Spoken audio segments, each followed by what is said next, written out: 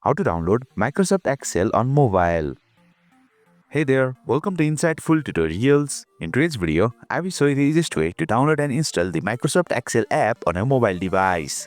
Without further ado, let's get started. Open Play Store on your Android device or App Store on your iOS device. Tap on the search icon at the bottom, then tap on the search bar. Type Microsoft Excel and search for it. Select the first search result for Microsoft Excel, then tap on the install button. The Microsoft Excel app will start downloading and installing on your device. Please note that the installation time may vary depending on your internet speed, so please be patient.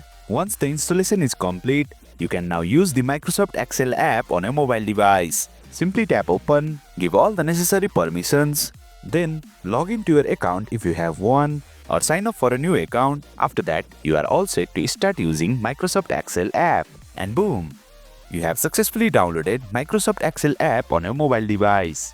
That's it for today's video. If you found this video insightful, please don't forget to hit the like button and make sure to subscribe to our channel for more insightful tutorials.